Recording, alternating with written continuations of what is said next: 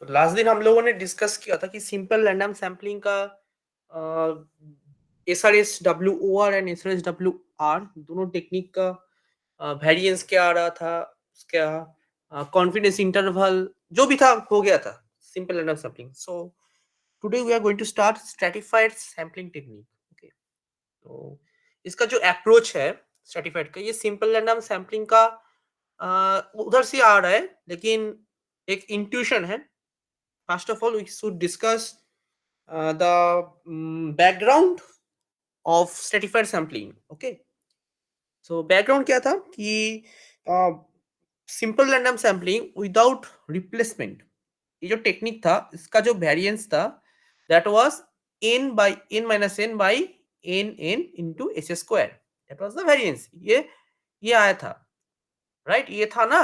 And variance of the sample mean with replacement procedure ये था n minus 1 by n s square. So that variance have three things. One is the sample size, one is the population size, and one is the population variance, that is s square. So obviously in that case, देखो ये जो variance term है that depends on sample size, sampling fraction. So we can control sampling sample size and sampling fraction. ये हम लोग control कर सकते हैं, but we can't control the population variance. That is predefined thing, क्योंकि population variance जो population का characteristic होता है उधर से आता है. सो जो हम लोग सैंपल चूज कर रहे हैं ना उसमें पॉपुलेशन वेरिएंस का कोई डिफर नहीं हो सकता है.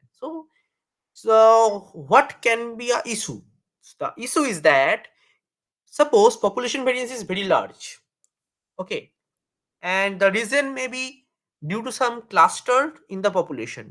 That means कि population में बहुत डिफरेंट डिफरेंट चीजें हैं. मतलब for example suppose we have a IQ. Suppose हम लोग क्या करें कि एक आईक्यू लेवल का टेस्ट कर रहे हैं, ठीक है. सो एक स्कूल में गया हम लोगों ने कि उधर का जो स्टूडेंट्स है उसका आईक्यू टेस्ट करना है. तो ऑब्वियसली जो स्टूडेंट क्लास 1 2 में पढ़ते हैं उनका जो आईक्यू होगा, जो स्टूडेंट 9 10 में पढ़ते हैं उसका जो आईक्यू लेवल होगा, that will be different. So obviously if we take the variance of the IQ level of all the students in the school, in that case the variance will be very big, right?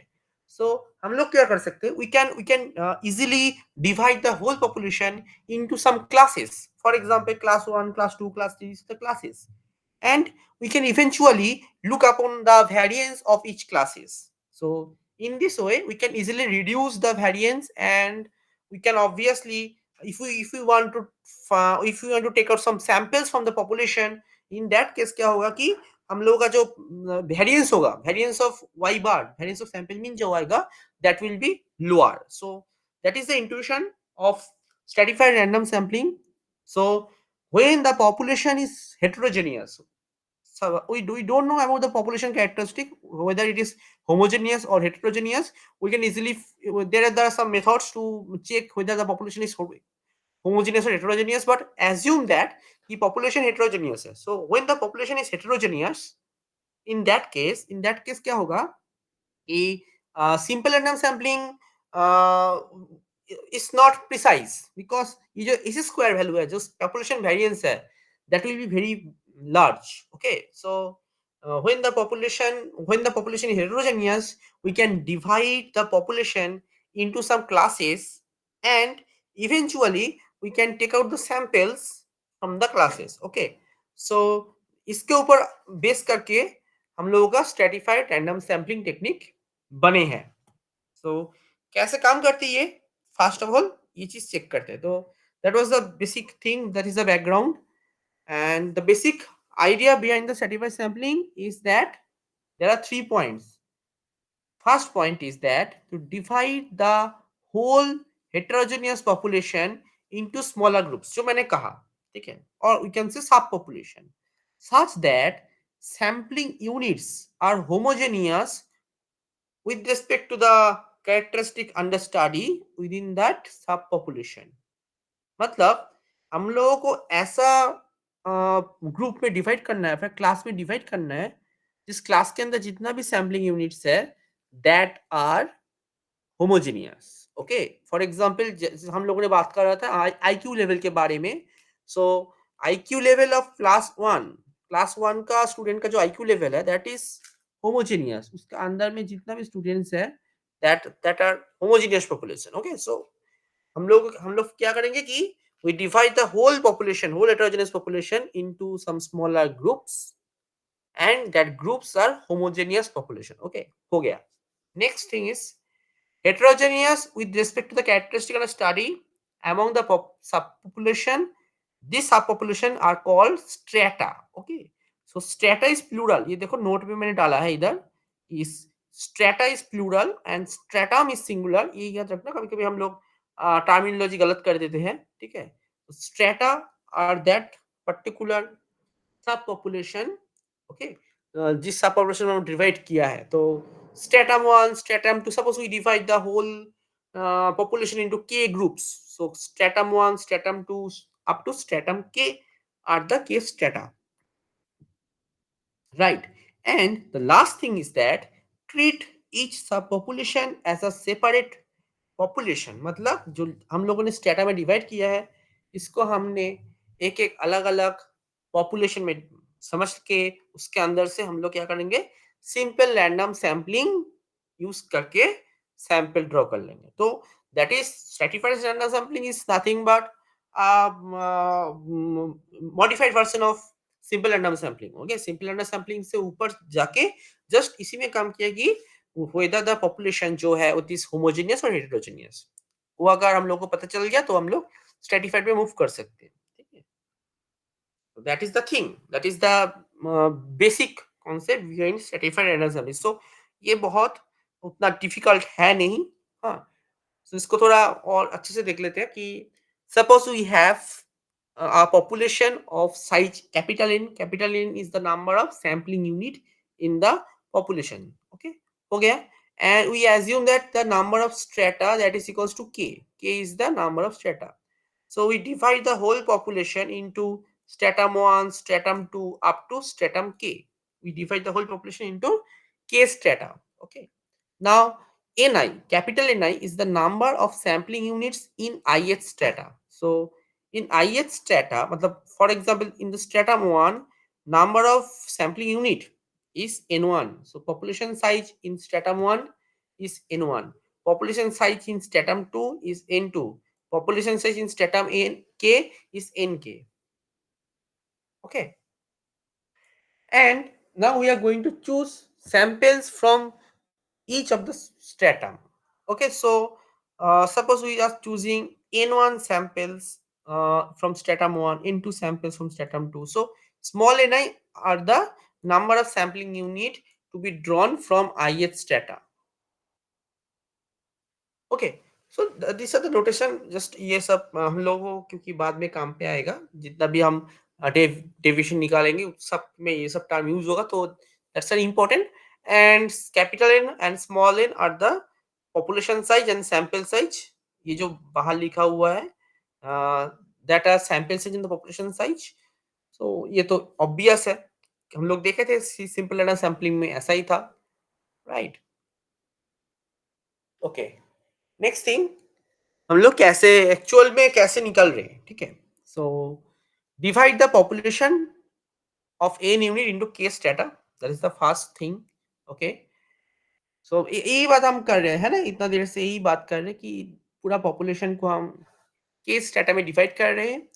Late the ith stratum has जो particular N I that is I equals to 1 to k number of units, हो गया, ठीक है। Now the thing is, ये जो strata है, मतलब each of the stratum they are obviously exhaustive and obviously mutual exclusive and exhaustive. Okay, मतलब एक सैम्पलिंग यूनिट कभी भी दो स्ट्रेटा में बिलोंग नहीं कर सकते हैं, ठीक है। So that the thing is they are non overlapping, जो इसमें बोला है कि for that is the thing कि म्यूचुअल एक्सक्लूसिव होगा एंड पूरा जो जितना भी सैम्पलिंग यूनिट है हमारा जो बड़ा पॉपुलेशन में, उसमें डिवाइड होगा, ठीक है। मतलब कोई भी ऐसा सैम्पलिंग यूनिट नहीं रहेगा जो कोई भी स्टेटा में नहीं गया, सब के सब स्टेटा में एलोकेट हो जाना चाहिए, जितना भी पॉपुलेशन का जितना भी सैम्पलिंग यूनिट है उसमें। So that's why the summation of ni, summation of capital Ni, that is equals to n. So हम लोग इसी टर्म से हम लोग बोल सकते हैं कि जो सैम्पलिंग यूनिट्स है they are of each stratum they are mutual exclusive and exhaustive. Then we draw a sample of size small ni. जैसा कि हम लोग क्या कर रहे हैं कि small ni number of samples choose कर रहे हैं from each of the stratum, and we are choosing the sample using SRS WOR method. Okay, we are not going to use SRS WR method here. Can anyone tell me a reason why we are going to choose SRS WOR, not SRS WR? So because variance of the sample mean is lesser for WOR. Yes, correct. Right. So obviously, previously हमने देखे थे कि variance कम था SRS WOR का. हाँ. So the thing is, large sample के लिए मतलब अगर पॉपुलेशन इनफाइनाइट होगा तो इसलिए इसमें दोनों ही सेम होगा, बट प्रेफर करेंगे हम लोग कि WOR करेंगे. हम एक काम करेंगे बाद लास्ट में जब इस टॉपिक बन जाएगा उसके लास्ट में हम SRS WOR यूज अगर होगा तो उसका एस्टिमेशन वेरिएंस क्या निकल कर है वो भी चेक कर लेंगे एक बार. ठीक है, वो भी जरूरी है, मतलब चेक करना चाहिए. तो आई थिंक ये क्लियर हो जाना चाहिए सबको कि SRS WOR यूज कर रहे हैं क्योंकि वेरिएंस कम होता है इसमें. ठीक है, तो क्योंकि स्ट्रेटिफाइड रैंडम सैंपलिंग में सब हमारा मेन काम जो था स्ट्रेटिफाइड करना, स्ट्रेटम में डिवाइड करना, वो हो गया. उसके बाद तो सिंपल रैंडम सैंपलिंग ही है. तो उसमें जो जिसमें लेसर वेरिएंस है वही यूज करेंगे. Fine. And the thing is the all the sampling units, that is the sum will be small n, मतलब जो टोटल सैंपल जितना होना चाहिए वो होना चाहिए. ठीक है, n equals to summation n. Now we are going to estimate the population mean, that is y bar, and variance of y bar भी निकालेंगे एक एक करके. देखो कुछ नोटेशन है, ये बहुत इंपॉर्टेंट है कि YIJ जो है, YIJ क्या है कि जो ईच स्टेटम आई स्टेटम का जो जेथ यूनिट है YIJ डिनोट किया है. ठीक है, and YI bar, capital YI bar जो है that term, capital YI bar equals to the population mean of IH stratum. So क्या है कि for example we are talking about the stratum 1. Okay, तो स्ट्रेटम 1 का जो पॉपुलेशन मीन जो होगा that is y1 bar equals to 1 by ni summation y1j. So that will be the population mean. Okay, in this proceeding in this way you can have all the population mean for all stratum. Okay, next is the sample mean of ith stratum. So what we are going to do, we are having each stratum, and from each stratum we are getting the sample mean also. Okay, yi bar. Okay, and y bar, so y bar is the population mean, that is the whole population mean. Okay, जो whole population है उसका mean है, so that is equals to 1 by n. Why is 1 by n? Because it is n is the total population size, and you can just say that it is the weighted sum of the population mean of ith stratum. Okay, क्योंकि देखो ये summation NI YI लिखा हुआ है, that's why you can say it is a weighted sum, sorry weighted average, that is the weighted average. Okay, so weighted average को हम क्या कर रहे हैं कि WI बोल के डिनोट कर रहे हैं इधर. तो what is WI is NI by N. Okay, so if we take the fraction of the population size of ith stratum and the population size of the whole population, that is yi, that is the weight, and ऐसे denote कर रहे हैं हम लोग y bar को, population mean को. Fine, that are the some notations. अभी हम लोग क्या करेंगे कि पॉसिबल जो एस्टिमेटर है हम निकालेंगे. ठीक है, सो जो हम लोगों ने सिंपल रैंडम सैम्पलिंग किया था उसके बेस उसी बेस में हम लोग एक एस्टिमेटेड निकल सकते हैं, that is y bar, that is 1 by n summation yi, sorry NI YI बार. क्योंकि जो कैपिटल Y बार था, कैपिटल Y बार जो था population mean, that was the summation WI YI बार. तो इसी को यूज करके हम लोग ये NI by N लिख सकते हैं, जहां पर अगर तुम लोग अगर बोलोगे कि WI क्या है, that WI equals to ni, मतलब small ni by n. So it is the fraction in the sample, fraction in the sample, the sample size of each stratum divided by total sample size. Okay, ये हम use कर सकते हैं. सो अगर इसको use करेंगे तो इसका जो एस्टिमेटेड वैल्यू, मतलब एक्सपेक्टेशन ऑफ दिस क्या होगा, देखते हैं. So we know that expectation of Y I bar, expectation of Y I bar ये क्या है, capital Y I bar, that is that holds, right, that holds. And in this way we have expectation of y bar that is equals to 1 by n summation ni expectation of yi bar. Because कहाँ से आ रहा है, ये जो लिखा था, ये possible estimator, इसको अगर तुम लोग क्या करोगे, इसको नंबर 1 कर दोगे, so that holds from number one से आ रहा है. and expectation of yi bar that is equals to yi bar. Okay, ni तो पहले है ही, सो इस ये कहाँ से आ रही है, ये दो नंबर से आ रहा है, इसको 2 नंबर दे दो, ठीक है. तो that is not equals to y bar.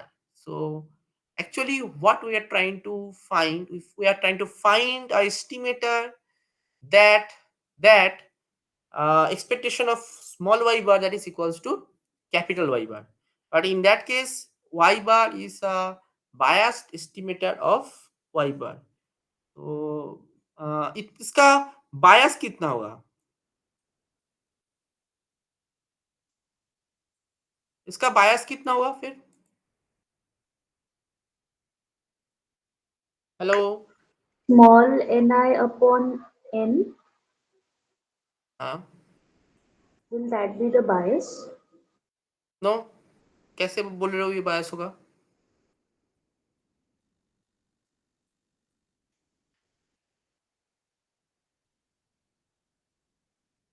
बायस कैसे आ रहा है. Not sure, sir. अरे सिंपल है ना, ये जो एक्सपेक्टेड वैल्यू था वाई बार, और ये जो आया है summation N I Y I बार, इसको माइनस कर दो, वही आ जाएगा बायस.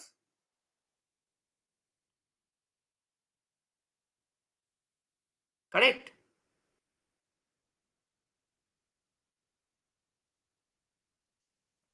क्या मैंने गलत कुछ बोला क्या, दैट इज बायस ना. ये जो एक्चुअल वाई बार चाहिए था हम लोगों को, उसी से माइनस कर दो 1 by N summation N I Y I bar को, हाँ sir. right. So that is the bias term. Okay, तो याद रखना कि that's why we are not going to use small ni, instead of we are going to use capital ni. Okay, so y bar that is equals to 1 by n. So we are going to use wi, जो wi हम लोगों ने लिए थे ना, wi equals to small ni by capital ni, वो हम नहीं लेंगे. उसके जगह we are going to take wi equals to ni by n, मतलब capital ni by n. Okay, that is what we are going to use as the weight in that sample mean.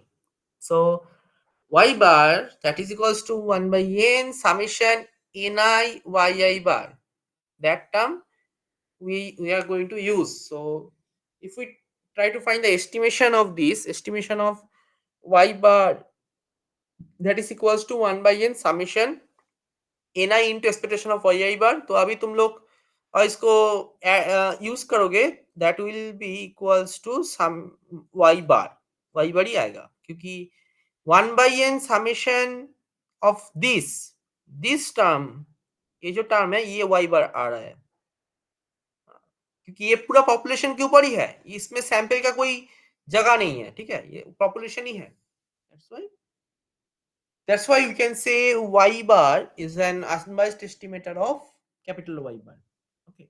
So now we have the unbiased estimator of the population mean in case in standard stratified random sampling. Now there are different techniques. Okay. तो जिसमें हम लोग क्या करेंगे कि कितना sample होना चाहिए, कितना पॉपुलेशन का कितना स्टेटा बन सकते हैं, हाँ, ऑप्टिमाइज करेंगे वेरिएंस यूज करके, ये सब चीज धीरे धीरे आएगा, ठीक है. तो उसी में हम जा चलेंगे. First of all, let's find the variance. So variance of y bar.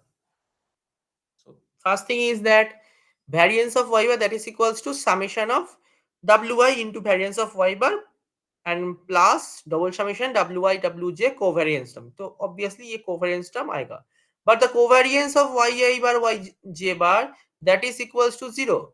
हाँ, कहाँ लिखा है ना, ये रहा, that is equals to 0. So that term vanishes, and variance of yi bar that is equals to ni minus ni by ni si square. ये कहाँ से आ रहा है? That is the variance of SRS WOR. SRS WOR का variance यही था. SRS WOR का variance of yi bar equals to ni minus ni by ni into si square. So we are going to use the variance of simple random sampling without replacement procedure here. तो वही तो चाहिए ना इधर. So and we can put the value of variance in the final variance term, that is the variance of y bar st. ये जो term है ये हम put कर सकते हैं wi square into the variance of this variance of yi bar, वो put कर दिए इधर. So finally what we are getting this term. Okay, so this is the variance of y bar in case of stratified random sampling. So इधर define दिया है कि define किया हुआ है कि wi क्या है. Okay, wi is ni by n. So where you can write wi is equals to ni by n. Okay, ये थोड़ा मेंशन कर देना चाहिए इधर. ठीक है. सो एन आई भी नोन है, एन भी नोन है, सब कुछ नोन है इधर. हाँ, and we can't control N I, sorry we can control N I. Sample से कितना होगा ये तो हम कंट्रोल कर सकते हैं. एंड इफ, हाँ ये जो कंडीशन था, S I square is small, then variance will also be small. So what is our SI? SI is the population variance of each strata. ये देखो लिखा हुआ है SI का formula, that SI denotes the population variance of each strata. तो इसका मतलब क्या है? इसका मतलब यही है कि अगर पॉपुलेशन का जो स्ट्रेटम बन रहा है, मतलब एक पॉपुलेशन है जो एकदम स्टार्टिंग में हम लोग चर्चा कर रहे हैं कि एक स्ट्रेटिफाइड रैंडम सैंपलिंग कैसे आता है कि एक पॉपुलेशन है. So we are dividing the population into some stratum and each stratum is homogeneous. So if the stratum is homogeneous, then obviously the variance, or you can say the variance of that particular stratum, or the population variance of this particular stratum, that should be very low. Okay, so if the stratum, if the s square is very low, in that case also the variance of the sample mean in case of stratified random sampling will be low. So the variance is completely dependent on how we are going to choose the stratum. Okay, हम लोग जो population को heterogeneous को homogeneous में divide कर रहे हैं ना, जितना भी है, तो अगर we are successfully do the partition, we are successfully we can if we successfully divide the whole population into the strata so that the each strata is perfectly homogeneous, then our procedure will be very good.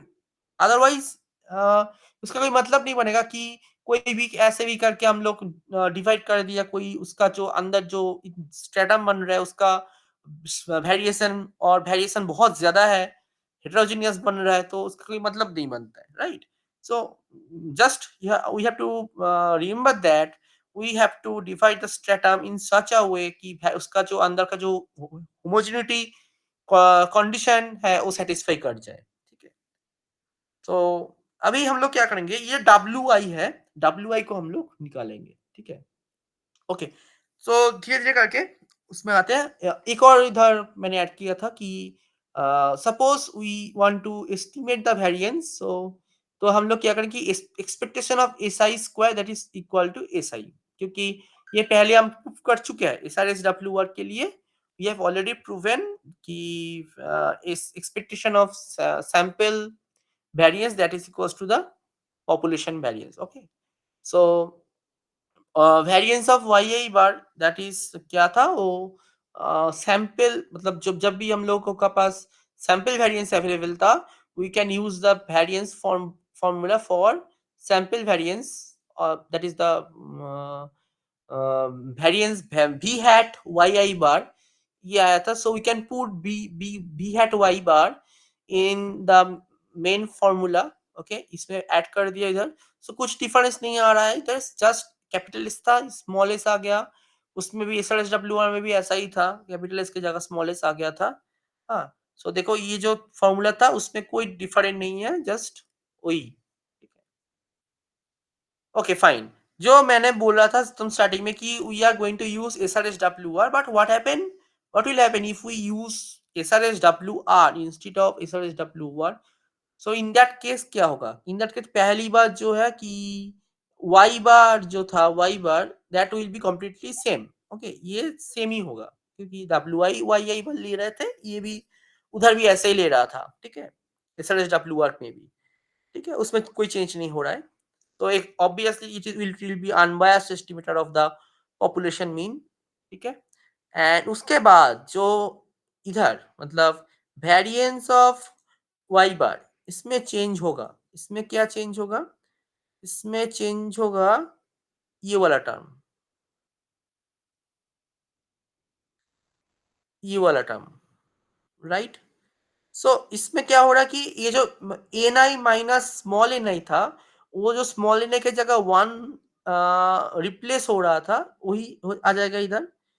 तो N आई की जगह one replace हो गया और ऐसा ही रहेगा. तो ultimately the value will become W I square sigma square by N I. Okay, so that will be the variance of y bar. Yeah. So sigma square is nothing but that is 1 by ni into this. Okay. क्योंकि ये ऐसा से ही आ रहा है, और ये जो बाहर जो 1 - 1 by ni होता है वो उधर एडजस्ट हो रहा था. तो इस सिग्मा और ऐसा का जो रिलेशनशिप है ना, पिछला पीडीएफ में होगा, उसमें थोड़ा देखोगे तो ये रिलेशनशिप मिल जाएगा. So variance of y bar hat that will become wi si square by ni. So that will be the sample variance. मतलब sample variance हम लोग यूज करेंगे, उसके बाद हम लोगों को जो variance of y bar है वो मिल जाएगा, variance hat. Okay fine. So ये था variance निकाला. So now we have a question. Okay, so देखो स्ट्रेटिफाइड रैंडम सैम्पलिंग का अभी तक हम लोगों ने जो भी डिस्कस किया that are very basic things की. सिंपल रैंडम सैम्पलिंग में भी ऐसा ही किया था कि पहले हम लोगों ने उसका प्रोसीजर जो है whether it is without replacement और विद रिप्लेसमेंट वो चेक किया. उसके बाद हम लोगों ने मीन एस्टिमेट मतलब मीन निकाला, सैंपल मीन जो है उसका सैंपल मीन का एस्टिमेटेड वैल्यू निकाला. We check whether it is a unbiased estimate of the population mean और not. And after that we moved on to the variance term. We check the variance thing. Okay, so now in case of stratified random sampling, okay, uh, we are we have quite different scenario here. Okay, what is the different scenario ki we have some different subpopulation, and each of the from each of the subpopulation we have to select some samples. Okay, now, for example, suppose we have divided the whole population. Suppose we have a population like this. Okay, and we divide the whole population in three subpopulation. Okay, suppose these are the three subpopulation. Subpopulation 1, subpopulation 2, and subpopulation 3. So now the case is, if we are now we are going to choose some samples from the population, right? So now we suppose we are choosing n1 number of samples from this population, and we are going to choose n2 number of sample from this population, and we are going to choose n3 number of samples from this population. So obviously, since the subpopulation S1 is quite large, rather than the other subpopulations, we should we should sample we should take a little bit higher number of samples than the other subpopulation. So n1 should be greater than n2 or n3, right? Because the subpopulation s1 is obviously is already very large. Okay, सो ये एक technique होता है कि तुम wait के ऊपर depend कर रहे हो कि पॉपुलेशन का वेट कितना है, उसके ऊपर डिपेंड करके हम सब पॉपुलेशन का ले रहे हैं। तो ये एक एग्जांपल मैंने दिखाया कि how we are going to choose the sample size of each stratum. So the question is how to choose the sample size n1, n2, nk so the available resources are used in efficient way. So that is the problem, that is the question here, कि we are going to choose the sample size of each stratum in such a way कि जो population है, total population है, that is optimized. Okay, समझ में आया क्या पूछ रहा हूं मैं? मेरा मतलब अभी तक क्या हुआ और क्या हम कहाँ पर टेंड कर रहे जाने के, जने कहाँ चलने का ट्राई कर रहे, ये समझ में आया? Yes, sir. Okay, fine. So now the thing is we have there are two aspects जो हम लोगों, ये major aspects है, इसके अलावा भी और भी aspects है, but these are the major और ये दोनों में ही हम लोगों का काम हो जाएगा, ठीक है? और भी बहुत सारा है लेकिन these are main two aspects, main two reasons. First one is to minimize the cost of survey for a specified precision. मतलब we fix the precision level and we want to minimize the cost of the survey. Okay, cost of the survey मतलब जो सर्वे का मतलब सर्वे का fixed cost होता है कि कोई सर्वे करने के लिए सैंपल का जो साइज के ऊपर डिपेंड करता है कि अगर सैंपल साइज ज्यादा होगा तो कॉस्ट इंक्रीज होगा, ठीक है? इसके ऊपर मतलब उसको मिनिमाइज करना है कॉस्ट को। And second is maximise the precision for a given cost. That is the two opposite thing. देखो एक जगह पे प्रिसिशन को फिक्स कर दिया और कॉस्ट को मिनिमाइज कर रहे हैं, और एक जगह पे कॉस्ट को मिनिमाइज कर रहे हैं, मतलब सॉरी कॉस्ट को फिक्स कर दिया और प्रिसिशन को मैक्सिमाइज कर रहे हैं। So obviously we want a higher precision always, right?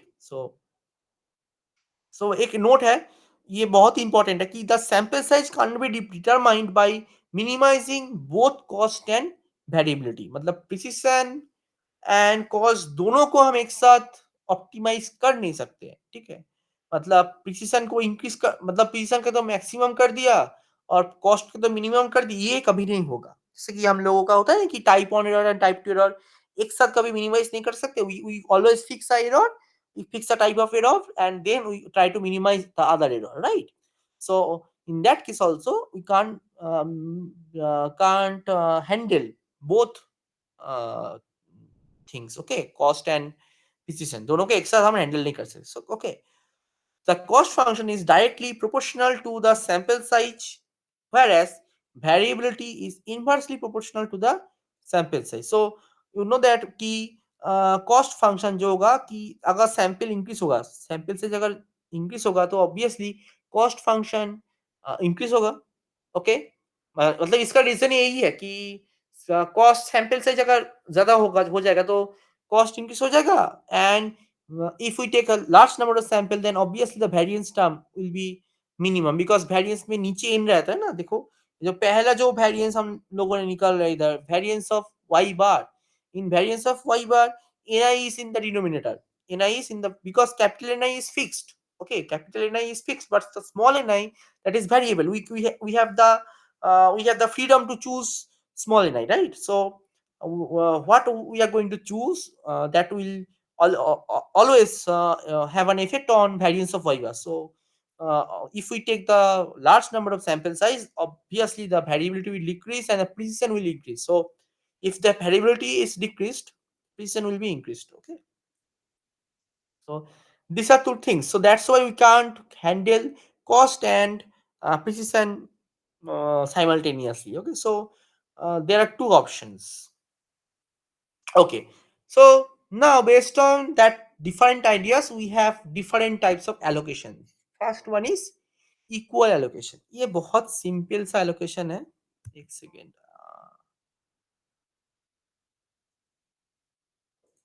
Okay, हाँ, that is a very basic case of stratified things.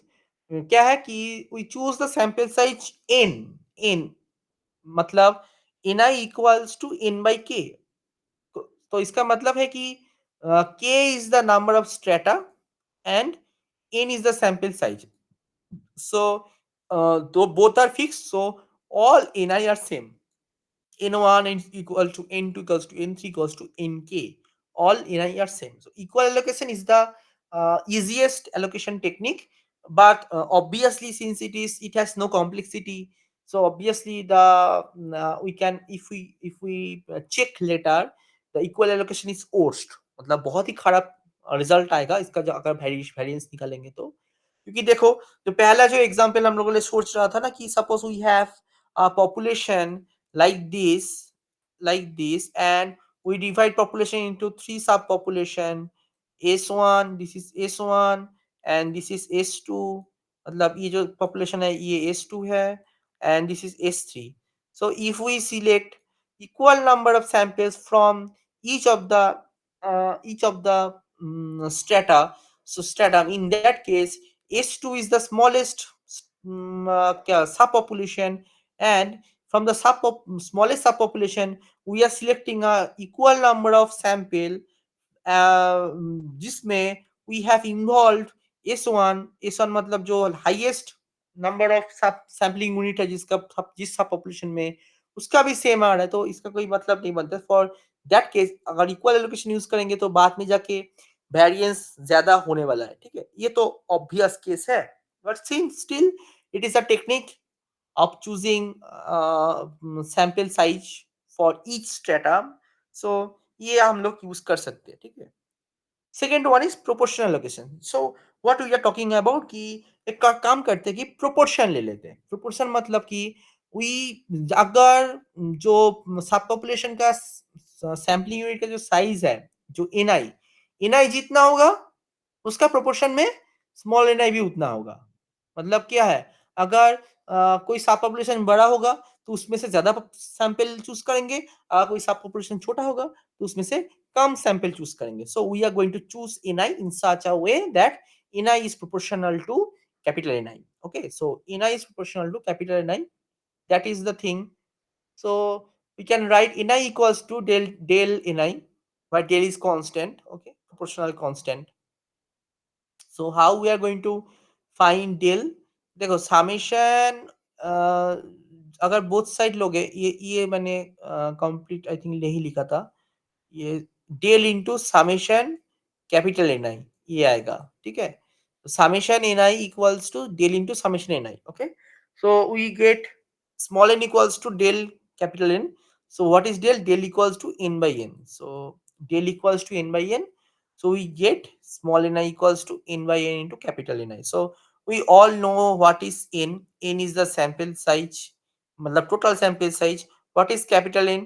Capital N is the population size, and Ni, that is the that is what? That is the sampling in number of or you can say the population size of each sub population। Okay, सब population जो भी है, मतलब जितना भी stratum है, stratum का जो पॉपुलेशन साइज है, that is capital N I. So we all have n and ni, so we can easily get small ni. So that is the sampling procedure in case of proportional allocation. That is the second one. There is one more allocation technique that is called Neyman allocation, okay, or optimum allocation। तो इसमें एक optimality condition use होता है, and optimality condition क्या है कि देखो, this allocation considers the size of the strata as well as the variability. So in that case, we consider two things, Ni and Si. Okay, so that is the things. Small Ni is proportional to Ni into Si. So what we have? We have Ni equals to del star, क्योंकि पहले del लिया था तो इसलिए del star ले लिया इधर। So del star is the proportionality constant, and if we take the sum over this, sum over Ni, that will be summation del I Ni Si। So देखो इधर ऐसे करके हम लोगों के पास क्या क्या आ रहा है कि Ni equals to this term, this is equals to Ni। Okay, so मतलब क्योंकि इसमें डेल पहले निकल लिया था, del equals to this N into this, and उसके साथ मल्टीप्लाई कर दिया एन आई एस आई को, So we get in ni si divided by summation ni si. So this is how we have the sample size of each stratum in case of Neyman allocation. So now we have three different techniques of allocating the sample size in each stratum. Okay, एक point मैंने add किया है. That is the thing is the allocation arises when the variance is minimized subject to the constraint summation ni. So that is pre-specified. Okay, summation ni that is equals to n, that is pre-specified. Okay, there are some limitation or to the optimum allocation. Okay, the limitation is that we should have the knowledge of si. Okay, so if the population variance is not known, in that case you can't allocate use your samples in from each stratum using Neyman allocation, because Neyman allocation is solely dependent on the standard deviation of population or of the population of the kya matlab each stratum. So that is the thing if we don't have the whole or the idea of the whole population, so we can't use the name and allocation. So ये अच्छे से याद रखना, ये कभी कभी बहुत जगह पे पूछ लेते हैं ऐसा चीजें. ठीक है. सो द थिंग इज जैसे कि हम लोगों ने करते कि suppose we don't have the known population variance, in that case we use the v at y bar. v at y bar पहले भी हम लोगों ने यूज किया है. कहाँ यूज किया है? ये देखो, हम लोगों ने पहले भी v at y bar use किया था इधर. ये रहा v at y bar, that is equals to ni minus ni by ni si. So that is the thing. So now we can use the name and allocation in case we don't have. हाँ चला गया मैंने. हाँ, we don't have the idea or value of the si. Okay. Okay, fine. And एक और चीज है that if there is one more than one characteristic multivariate case में क्या होगा कि ये एलोकेशन टेक्निक में दिक्कत आ जाएगा. ठीक है, तो वो थोड़ा एडवांस चीज है, उसमें हम ना जाए तो ही बेहतर है. सो अभी तक हम लोगों ने तीनों एलोकेशन टेक्निक देख लिया. Next one is choice of sample size based on cost of survey and variability. इसमें देखो, पहले हम लोग क्या कर रहे थे, जो ये हम चेक कर रहे थे कि we are going to minimise the cost of the survey for specified precision, and दोनों था. एंड मैक्सिमाइज द प्रिसिजन मतलब वेरिएबिलिटी को मिनिमाइज करना था फॉर अ गिवन कॉस्ट. वही अभी हम लोगों के पास है कि we have the cost function. ठीक है, कि suppose we have the cost function c equals to c naught plus ci ni, because देखो ये तो इन्वेंटरी मॉडल जैसा हो गया कि इन्वेंटरी मॉडल होता है ना जिसमें we have a fixed cost मतलब कि टोटल जो कॉस्ट होता है सेटअप करने का. ये तो लिखा है example, setting of a office, मतलब कोई सैम्पलिंग यूनिट हम लोगों ने क्रिएट किया, ऑफिस सेटअप करना है, तो जो भी है मतलब सेटअप कॉस्ट. हाँ, तो इसमें हम लोगों को जो एक फिक्स्ड कॉस्ट लगता है, fixed cost is fixed. Okay, that doesn't depend on the sample size. Okay, and cost per unit in I stratum that is C I. सो एक एक यूनिट है, मतलब आई स्टेटम में जितना भी यूनिट होगा, मतलब for example if we have N I number of unit in a stratum. Okay, so ci into ni, that is the total cost of the stratum. So that's why we use summation of ci ni, that is the total cost within the sample. जितना भी sample लिया है, so total cost है summation ci ni. So here what we have the cost function, that is the sum of c naught and plus summation ci ni. Okay, now what we are going to do, we are going to try to find a Lagrangian multiplier. वो जो हम लोग use करते, तो ये Lagrangian multiplier use के देखो to find ni under the cost function. So we consider the Lagrangian function, that is phi equals to variance of this तो variance plus the cost function c minus c naught. Okay, lambda is lambda square c minus c naught. C naught is the that thing. C naught is this.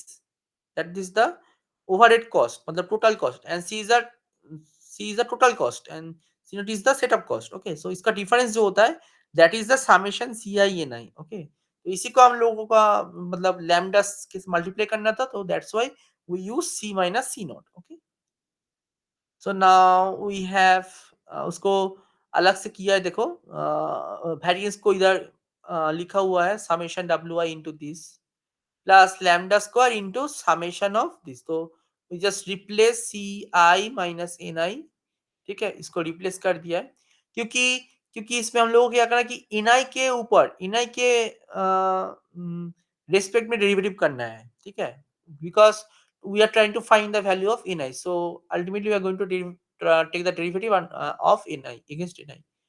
so इसको थोड़ा adjust किया है.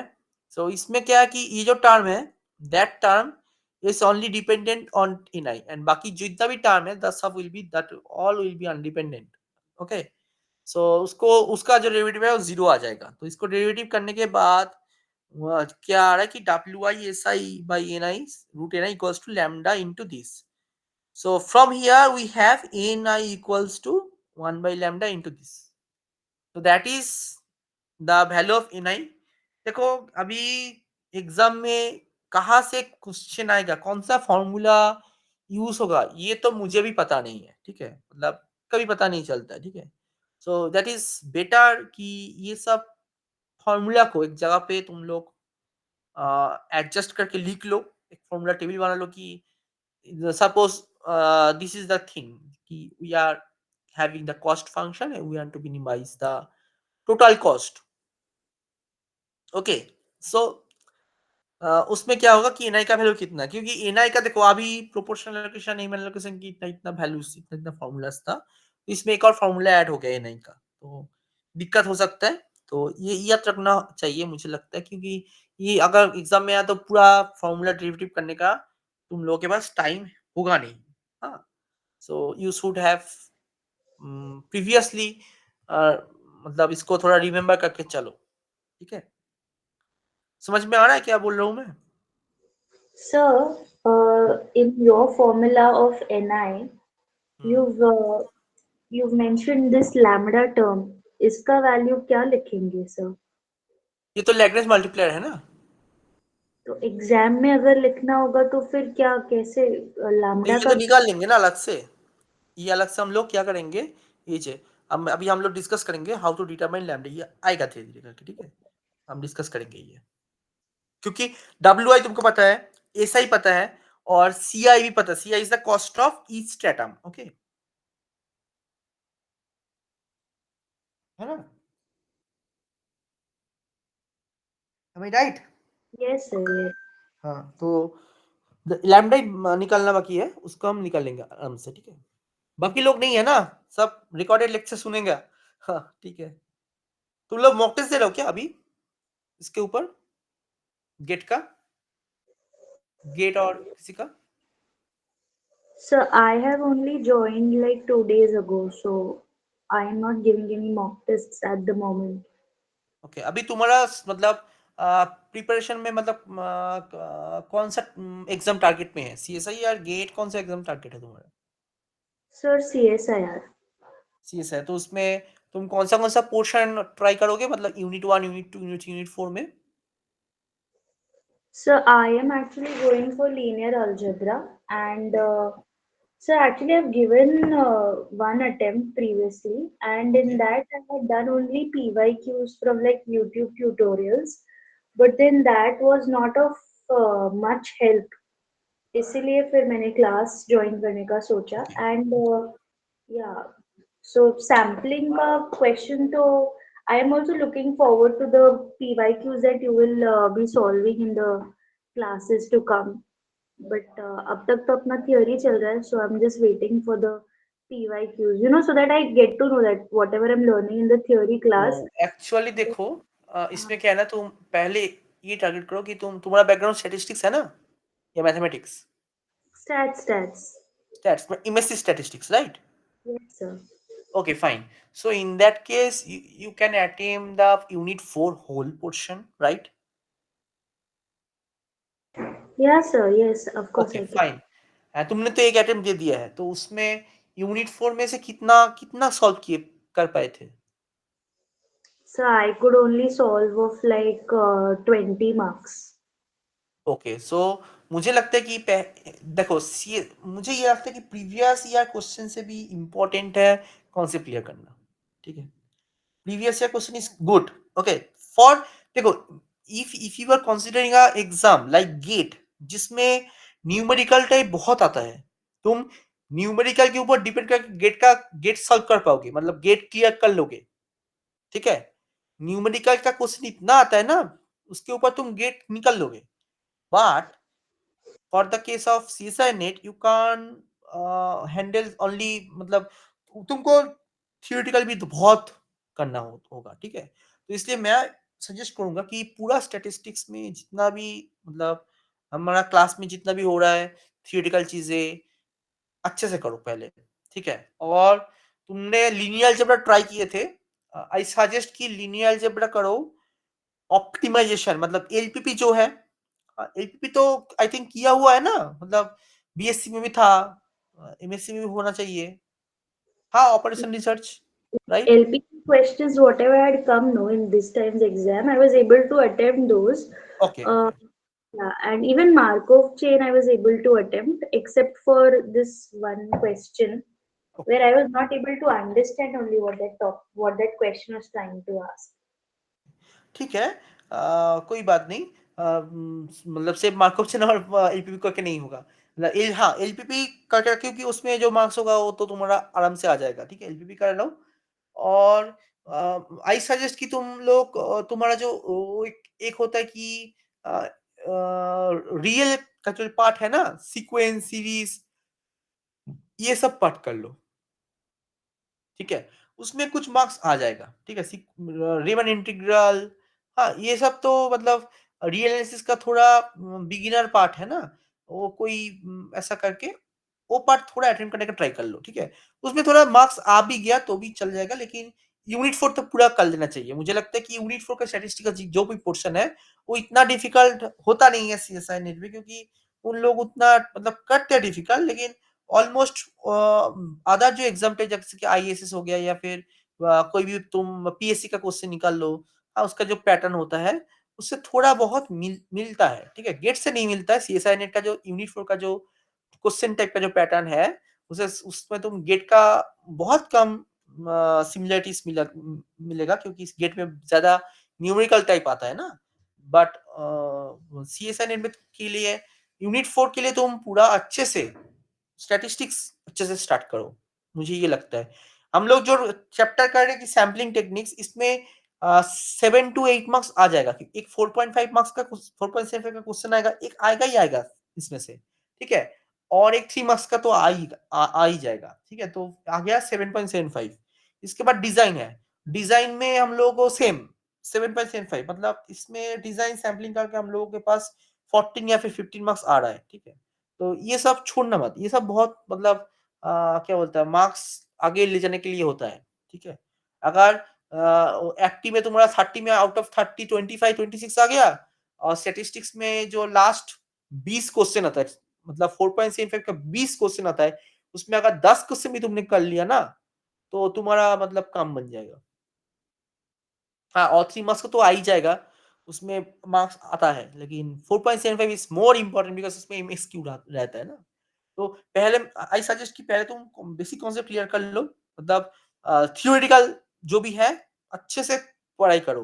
हाँ, नहीं तो previous year question बहुत इधर उधर होता है कि एक बार मतलब क्लूलेस आता है, मतलब अगर तुम 3-4 साल का सीएसआई का क्वेश्चन निकालोगे, तुम चेक करोगे 2019 या 2020 का जो पैटर्न था क्वेश्चन बनाने का, जो पैटर्न था कि कहाँ से क्वेश्चन आ रहा था कोई चैप्टर का, अभी तुम अगर चेक करोगे पूरा इधर उधर है, मतलब बहुत डिफरेंट है, ठीक है?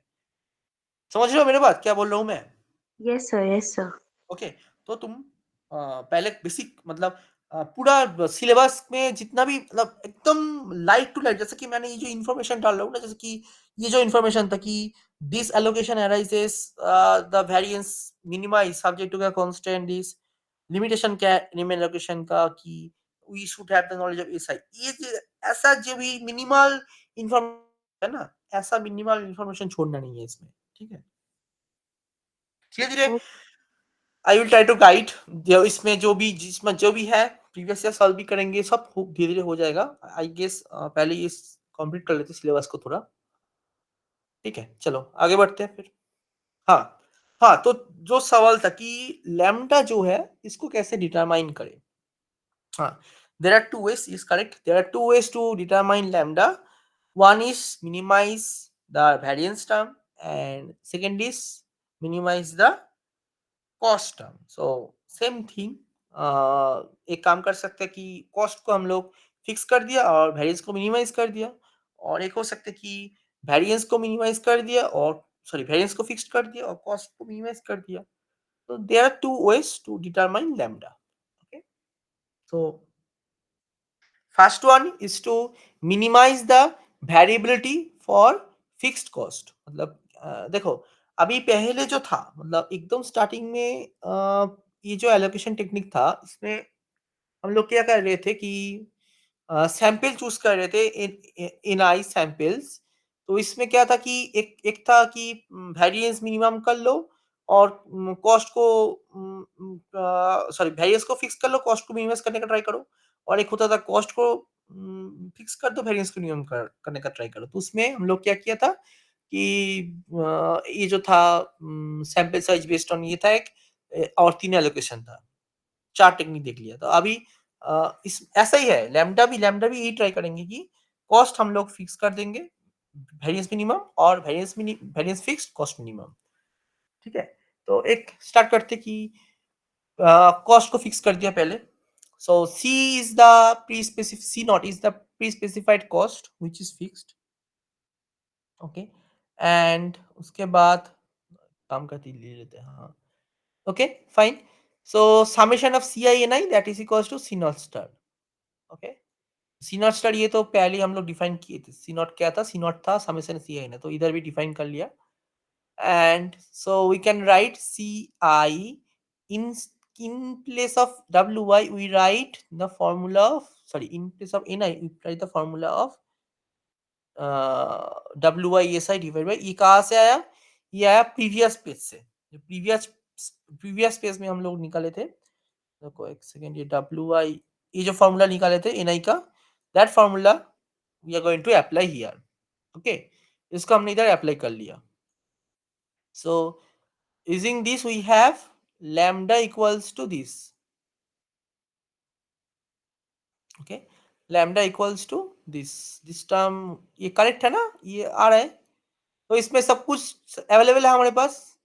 सी आई अवेलेबल है, C I is the cost of each stratum, wi we know what is wi, ni by n, si we know what is si। हाँ, ऑब्वियसली नेम एंड एलोकेशन में si known होना चाहिए, अगर si unknown है तो we can't use Neyman allocation. हाँ, so si should be known also in that case. हाँ, जैसा कि नेम एंड एलोकेशन में था ऐसा ही है। And C not star, that is the pre-specified cost, so in that case we assume that। Okay, so now substitute lambda in the expression of this, ये जो पिछले जो पेज में जो एक्सप्रेशन लिखा हुआ था ni का, उधर हम लोगों ने लैम्डा को रिप्लेस कर दिया और we have this. Okay, so we have this and in this way we can have n equals to this। Okay, Sir, I wanted to ask just one small thing. The cost function that we had defined, no, C equals C naught plus summation Ci Ni. There the C naught was the fixed cost, no? I mean yeah, the fixed cost, right? And then CIs were denoting, let's say, the cost for ये each रहा। starting, right? हाँ, ये इसमें था। Here the C naught star that we are defining is this summation Ci Ni or what? हाँ, सी not star ये तो अलग है ना, ये वो सी नॉट नहीं है, वो फिक्स्ड वाला सी नॉट हाँ, नहीं है, ये अलग है। That is we okay. Have मतलब इसको हम फिक्स कर रहे हैं कि हमारा जो कॉस्ट होगा, जो सैंपल यूज करने जो समेशन सी है, ये नहीं मतलब क्या था कि जो वेरिएबल कॉस्ट है, ये कॉस्ट तो फिक्स नहीं है ना, ये वेरिएबल है, it hmm. Depends on the sample size. Okay, correct. So इसको हम लोगों ने फिक्स कर दिया सी नॉट स्टार बोल के। ठीक है, सो टोटल कॉस्ट, टोटल जो कॉस्ट है वो बन गया क्या, C not plus C not star. Correct, हाँ हाँ हाँ। Okay. So now we are having the expression of this Ni equals to this or Ni star ऐसा है, right?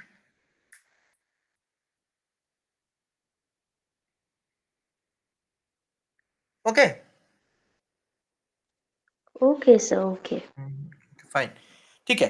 तो अभी हम लोग अगर कंपेयर करेंगे, जो इधर जो मतलब एन आ रहा है, एन का जो वैल्यू आ रहा है, देखो ये एन का वैल्यू में एक चीज है कि डब्ल्यू आई है, एस आई है, ठीक है, और इसमें सी नॉट स्टार जो प्री स्पेसिफाइड कॉस्ट है, दैट इज प्री स्पेसिफाइड, इसमें फिक्स जो है सब, मतलब सभी जितना भी वैल्यूज है सब कुछ फिक्स्ड है, इसमें कोई चेंज चेंज कुछ नहीं हो रहा है, ठीक है, सभी प्री डिफाइंड है।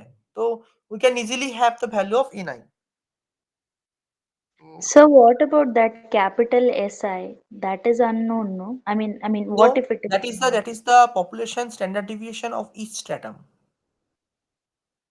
इस क्या है, S is the population standard population variance, S square, S square is the population variance, उनको पहले जाते एक बार कहा Correct, था, correct. है ना, ये था ना इधर, ये जो है एस स्क्वायर, Hmm. ये टर्म, that is the population variance. So now when we are talking about S I square क्या था, एस आई स्क्वायर इधर आया था, हाँ इधर लिखा था हम लोगों ने, S I square, Correct, right, where S I square is the variance of that particular stratum. correct. Okay, so So SI is when the standard deviation. right, sir. So when that is unknown, we'll be replacing it with what, the sample standard No, deviation? no, no, no, no, no, no. In that case, we can't use this allocation technique.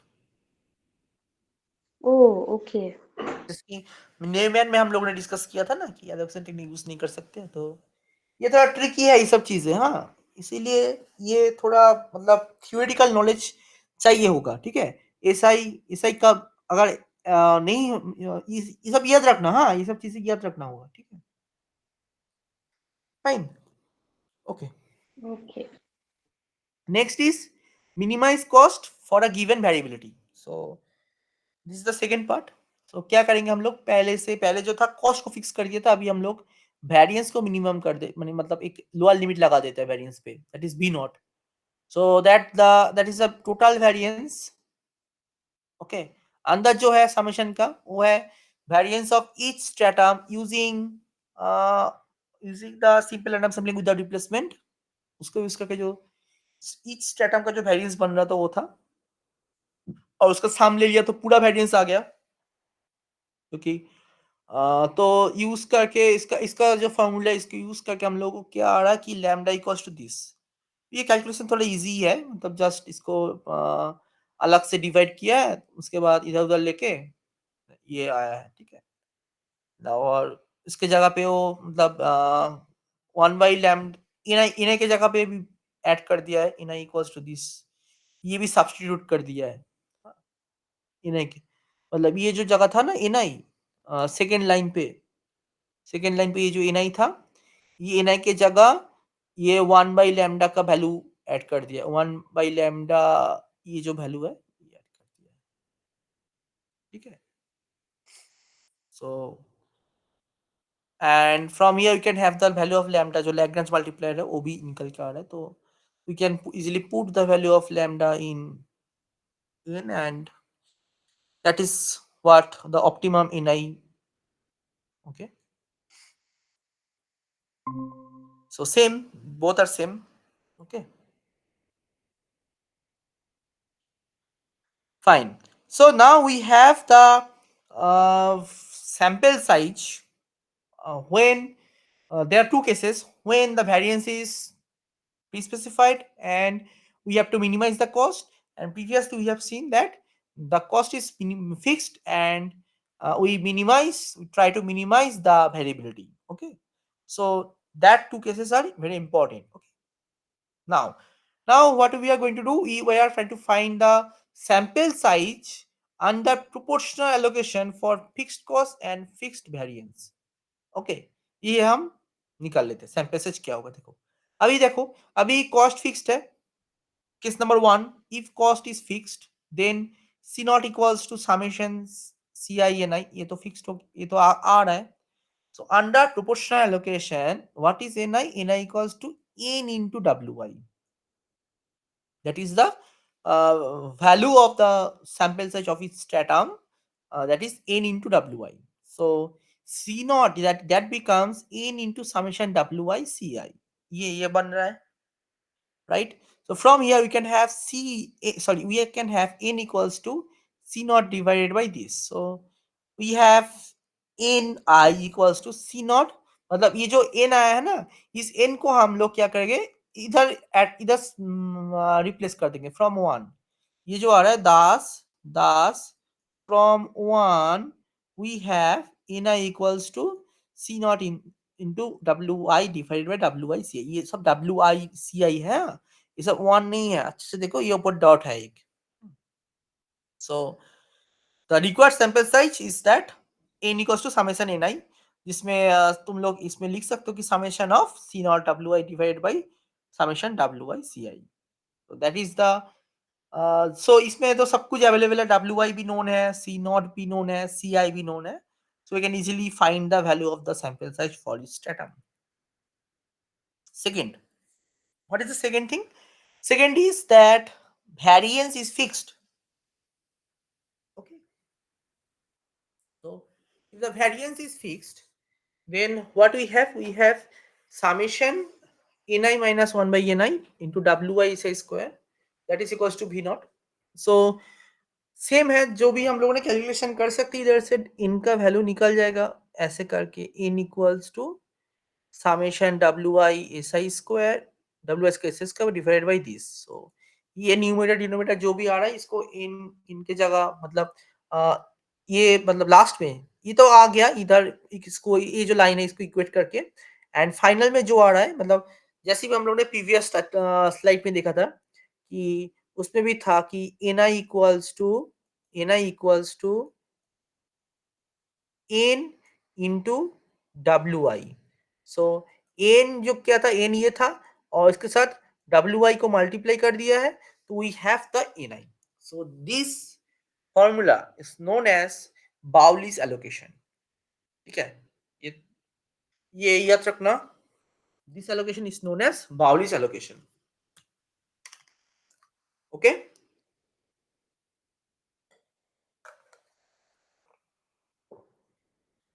ठीक है ना, समझ में आ रहा है? Yes, sir. Okay, fine. So, चलो, in the exam, possibly they'll ask us about the formula of Bowley's allocation and all of this, right?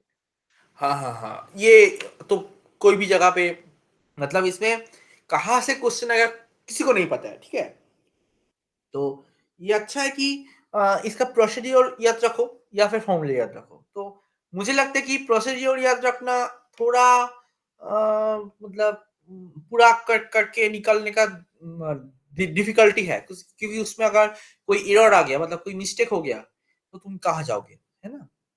तो formula याद रखो, मुझे लगता है वो सही रहेगा। तो एक जगह पे ये सब फॉर्मूला, जितना भी फॉर्मूलाज बन रहा है, एक जगह पे एक टेबल बना के उसको ऐड कर लो, तो उसमें आई थिंक थोड़ा हेल्प हो जाएगा।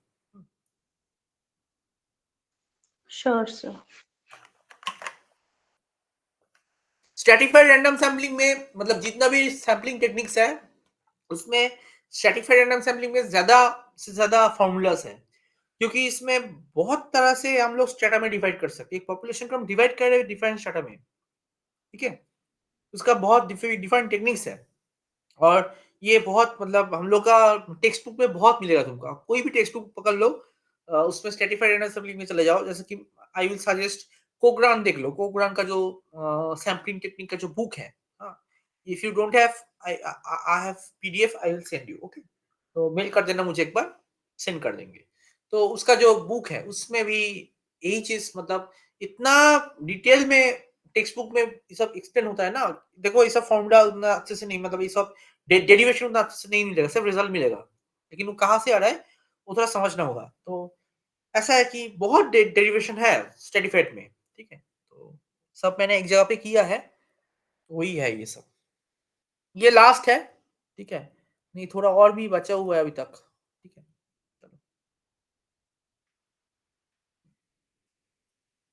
So now we are going to find the variance under different allocation। जो हम लोगों ने अभी तक ये allocation हो सकता है, ni को डिफाइन किया, ni क्या आ रहा है ये सब निकल रहे थे, अभी वेरिएंस क्या आएगा वो निकल लेते हैं। हाँ, पहला है प्रोपोर्शनल एलोकेशन। सो इसमें तो ये था फॉर्मूला n इंटू, और we can write n i that equals to n into wi, ठीक है, ये भी हम लिख सकते थे। So from here we can write variance of wi, sorry, w bar that is the sample mean, sorry, not w bar, y bar that is equals to this, okay, this is the variance of y bar, right, ये formula था। and variance of in case of proportional, so we are going to replace small ni by this, by the formula of small ni को हम लोगों ने replace कर दिया इधर, ठीक है। रिप्लेस करने के बाद हम लोगों का वैल्यू जो है, this is coming, this formula is coming, ठीक है। so this is the variance of y bar when we allocate the sample size using proportional allocation, okay। so ये आ रहा है हमारा variance। Next one is the optimum allocation. So जो भी हम लोगों ने जो भी टेक्निक यूज किया वेरिएंस निकालने का प्रोपोर्शनल एलोकेशन में, same techniques we can use for the optimum allocation, जिसमें ni is equals to this is equals to ni, and in variance term देखो सेम है, जो भी स्ट्रेटिफाइड रैंडम सैम्पलिंग का वेरिएंस है वही लिखा हुआ है, just we are going to put the value of small ni देखो इधर पुट कर, ये जो स्मॉल ni था जस्ट इसको हमने रिप्लेस किया है, ये जो रिप्लेस है रिप्लेसमेंट, ये थोड़ा क्योंकि डिनोमिनेटर में था उसलिए थोड़ा उल्टा हो गया, न्यूमरेटर डिनोमिनेटर चला गया, डिनोमिनेटर न्यूमरेटर में आ गया, ठीक है। तो इसको डिराइव करके we get the value of this is what is coming at the end of the allocation। So that is the variance of sample mean in case of stratified random sampling using optimum allocation for sample size in each stratum।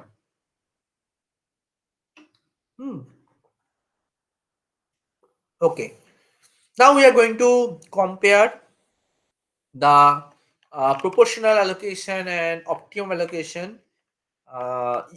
उसको compare करेंगे simple random sampling से, ठीक है। देखो proportional और optimal हम लोग कर रहे हैं, एकदम स्टार्टिंग में I discussed about one more allocation that is the equal allocation. इसका कोई मीनिंग नहीं बनता है, क्योंकि बताया तो था ना कि इक्वल इक्वेशन का कोई मीनिंग नहीं बनता है, कि उसका वेरिएंस बहुत ज्यादा आएगा। हाँ, ये तो हम लोगों को पता ही चल रहा था। तो ultimately we are not going to find anything, any scientific thing about equal allocation technique, okay. So इसीलिए हम लोग लास्ट में जाके सिर्फ प्रोपोर्शनल एंड ऑप्टिमल के बारे में बात कर रहे हैं, ठीक। सो प्रोपोर्शनल एलोकेशन में जो वेरिएंस आया था, that is this is the variance, okay, and simple random sampling में ये वाला variance था। so we are now going to compare, what we are going to compare is that variance of y bar in SRS and variance of y bar in proportional, okay। so ये जो s square था, इस square को थोड़ा divide करते हैं, ठीक है। n-1 s square that is equals to double summation yij minus y bar। So what we are going to do is we are going to express s square in the function of si, okay। si का जो function है तो उसके लिख, तो for that reason एक trick use किया, Y I bar को इंट्रोड्यूस किया. So Y I bar is the key of S I, मतलब क्योंकि Y I bar is the sample mean of each stratum. Okay, so देखो कैसे आ गया, इसको स्क्वायर किया, स्क्वायर से निकला जब, ये जो टर्म था that is the variance of each stratum, right. So that's why this is the, मतलब ये जो रिलेशनशिप था वही निकलना था मुझे. सो ये रिलेशनशिप आ गया इधर, और इसके साथ जो टू ए बी टर्म है ना वो जीरो हो जाएगा. क्यों पता है? क्योंकि ये जो है ना, ये जो सम है Y I bar minus Y बार, इसका जो सम होगा ना ये जीरो हो जाएगा. फॉर दैट रीजन वो वाला टर्म, टू ए बी वाला टर्म जीरो हो जाएगा. हाँ, that's why we can write plus zero. Okay, so now we have n minus 1 s square equals to this.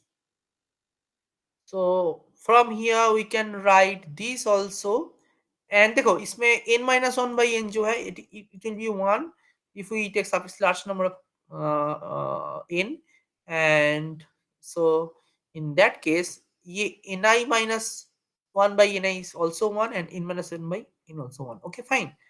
तो इसको इधर रिप्लेस कर दिया, इसमें रिप्लेस करने के बाद इस स्क्वायर का वैल्यू आ रहा था N I by N into S I square plus this. Okay, और you can write also this, मतलब N minus N by N N लेके आ गया, क्योंकि ये जो टर्म है that is the variance of S R S, मतलब variance of Y bar using S R S sampling procedure. Okay, that is equals to v proportional plus this is the excess term. Okay, this term is excess and this term is positive. Why this term is positive? Because ये जो wi है that is a proportion, so that can be a negative term. Okay, that always lie between 0 and 1. और ये जो term है that is the square term, so square term is always positive. And ये जो capital N है, small n है, all are 0, and capital N is greater than small n, so that numerator is also positive. So we have the whole term which is positive. So ultimately SRS जो variance है that is more than the variance of proportional allocation. So if we have a population, and in the population we divide the population into some subpopulation, and using some stratum and using some allocation technique like proportional allocation, the variance of proportional allocation will be less than the variance of sample mean in case of simple random sampling. So uh, we can arrive in the conclusion that proportional allocation is better, more precise technique rather than simple random sampling. And this is optimum allocation. So we can similarly we can use optimum allocation also. So what is optimum allocation? This is the formula. मतलब ये तो पहले निकाला था ना अभी थोड़ी देर पहले, ये जो हाँ ये जो निकाला था इधर 1 by n into this was the optimum allocation. So optimum allocation का जो variance था that was the variance. Okay, so if we subtract from proportional and optimal. Okay, optimal से ऑप्टिमम को हम प्रोपोर्शनल से सब्सट्रैक्ट किया तो क्या आ रहा है देखो, ये जो था that was the proportional allocation का वेरिएंस, और ये जो वेरिएंस था that is the variance of optimum. तो इसको माइनस करने के बाद कोई एक टर्म तो निकल रहा है. What term is subtracted? This term, मतलब ये जो 1 बाई n वाला टर्म है ना, और इधर में जो 1 बाई इनका जो टर्म है ये निकल रहा है. ठीक है, सो सेम जस्ट कौन सा टर्म रहेगा? स्मॉल n का टर्म, मतलब 1 बाई n. सो फिर बाहर आ जाएगा, ये आ जाएगा. So ultimately the value is this 1 by n into summation wi si minus s bar whole square. So we have now we have the positive term, this which is positive because si minus s bar that is greater than 0, wi is the proportion that is lies between 0 and 1, or n is also 0 greater than 0. So n is also greater than 0, so we have a positive term, मतलब ये greater than 0 है. ठीक है, so we can write variance of y bar using optimal allocation is less than variance of y bar in proportional allocation. So optimum allocation is more efficient than मतलब more uh, precise than variance of proportional. Okay, so finally what we can conclude that variance of मतलब जो optimum allocation जो technique है उसका जो variance निकल कर है सबसे मिनिमम है. ठीक है, so that is the thing. So मतलब इसमें स्ट्रेटिफाइड रैंडम सैम्पलिंग में हम दो टेक्निक यूज किया, एक ऑप्टिमल एलोकेशन एक प्रोपोर्शनल एलोकेशन, और उसके साथ कंपेयर किया simple random sampling, simple random sampling is worse, मतलब तीनों टेक्निक में से simple random sampling is worse, ओर्सन मतलब जितना भी टेक्निक्स है. Okay, and best is the optimum allocation. So it is better to use optimum allocation always. Okay, but in case ये याद रखना, मतलब लास्ट जो मैं कंक्लूड करूंगा, मतलब हो गया आज का, मतलब खत्म हो गया है. Just stratified random sampling we are done with stratified random sampling. Next we start ratio और रिग्रेशन या फिर प्रोपोर्शनल कोई भी स्टार्ट कर लेंगे. ठीक है, but the thing is we want to conclude that कि when we have a population in our hand and we should use optimum allocation. Okay, but that optimum allocation we can't use in case we don't know the population variance of each stratum. So if we don't know the population variance of each stratum, so we can't use the optimal allocation. In that case, we should use proportional allocation. So ये तुम पूछ रहे थे कि जो मतलब कि ऐसा क्वेश्चन कहीं भी पूछ सकते कि ठीक है फाइन कि when we don't have the population variance of each stratum, can we use the sample variance? No, we can't use the sample variance. Instead of that, we can use the proportional allocation technique. Okay, this is what we need to understand for stratified random sampling. But sir, even in proportional allocations formula, sir, could you just show the formula for variance of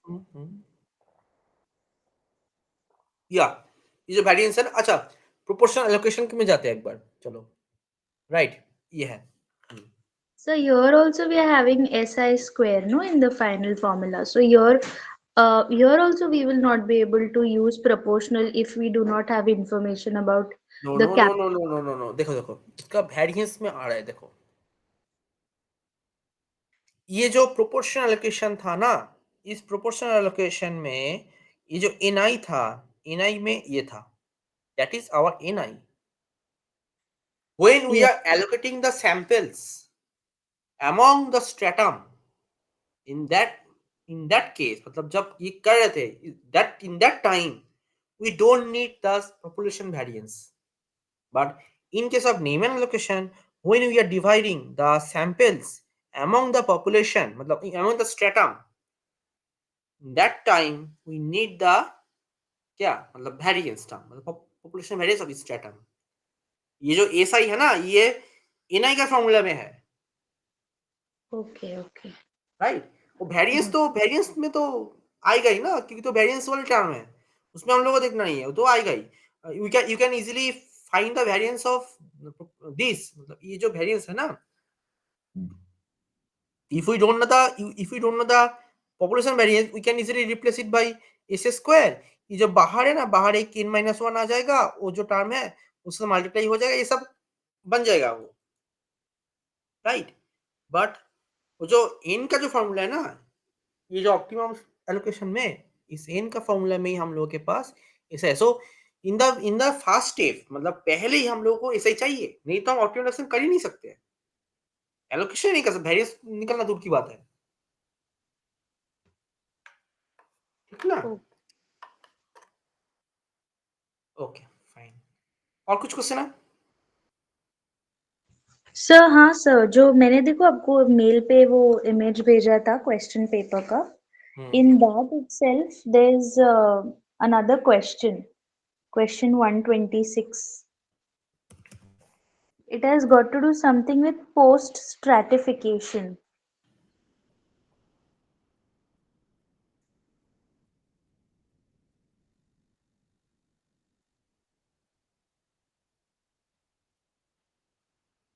Yes, sir. Question हाँ हाँ, ये 126. Post addition technique अभी मैंने पढ़ाऊंगा ये, ठीक है, ये वाला टर्म, मतलब ये चाहिए, मतलब एक्चुअली पोस्ट स्ट्रैटिफिकेशन क्या होगा कि पहले ये स्ट्रैटिफाइड में भी ना हम लोग प्रोपोर्शनल प्रोपोर्शनल नहीं, मतलब PPS, probability proportional to size sampling technique use करेंगे, क्लस्टरिंग यूज कर लेंगे।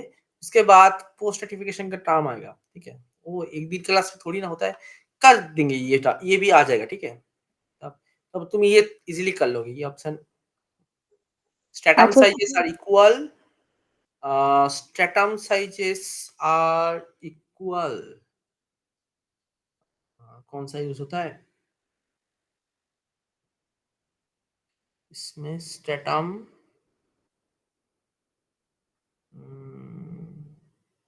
Okay, so so will we be able to answer this after studying cluster sampling? Is that what you're saying? No no no no, इसमें ही तो हो जाएगा ये। Post certification में क्या होता है ना, अम,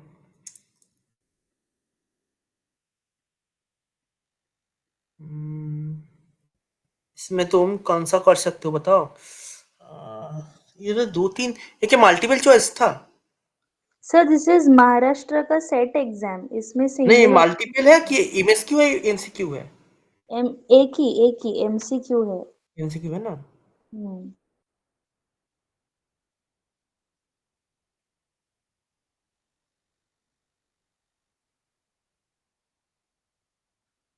Number of strata of the population is not known.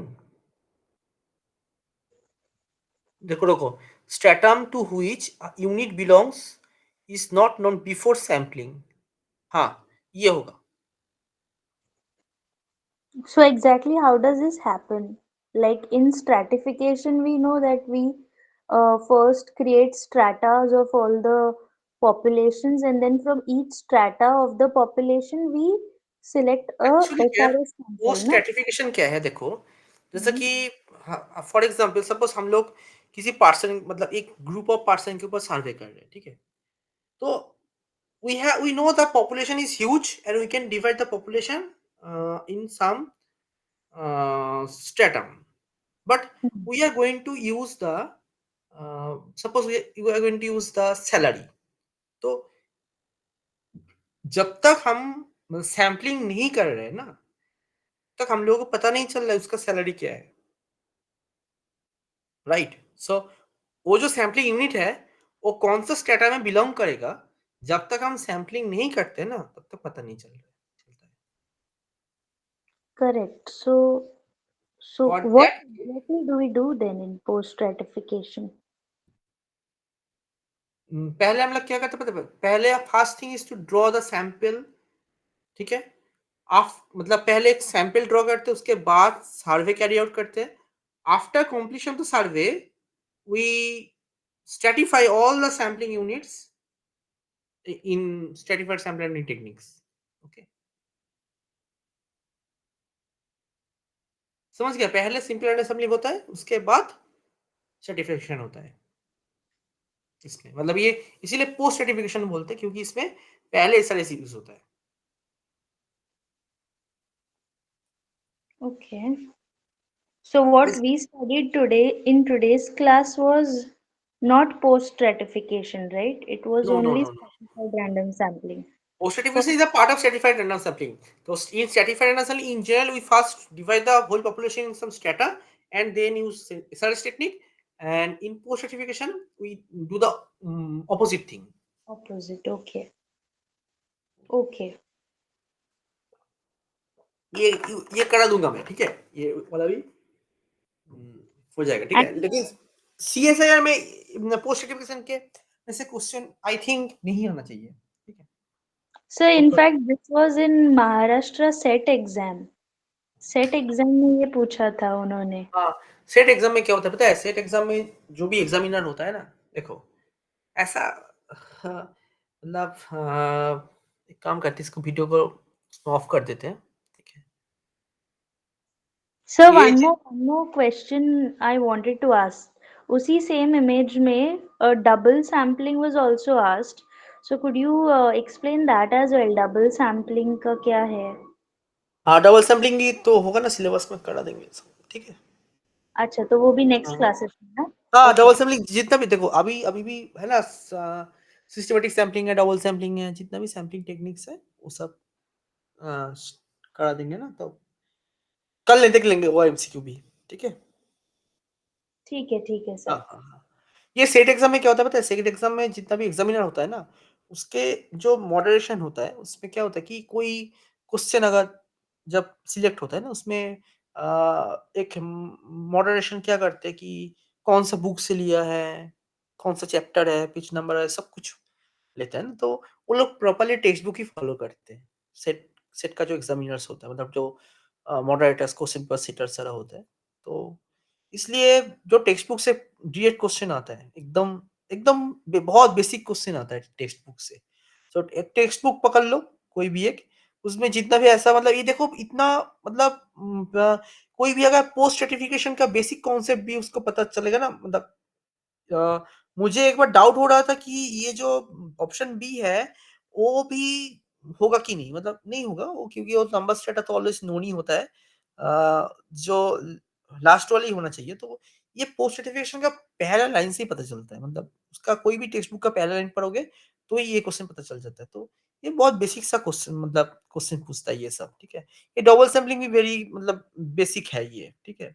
Double sampling मतलब ये जो है ना, when complete information on auxiliary variable is not available, देखो ये चार्ट जो है ना, चारों चीज four are used for different techniques. For example option number B, when population is heterogeneous, ये जो ऑप्शन दिया हुआ है, that option is Right. Useful for stratified random sampling. तो चारों है, चारों थिंग, चारों option they are used for four different sampling techniques. So ये बहुत इजी हो जाता है, ठीक है। उसमें ये बहुत इजी क्वेश्चन है, ये सब मतलब नेट में इससे बहुत मतलब डिफिकल्ट प्रॉब्लम ही आएगा। हम्म, ओके। हम्म। ठीक है क्या है फिर। आंसर? 127 वो जो क्वेश्चन है डबल सैम्पलिंग, हाँ, उसका क्या होगा answer? auxiliary improve the performance of the ratio estimator, improve the performance equation estimator of the population mean। हाँ, वो जो है ऑप्शन नंबर ए, वही होगा। ए है क्या? ओके। हम्म, हम्म, ओके सर, फाइन, ठीक है। Thank you sir. ओके।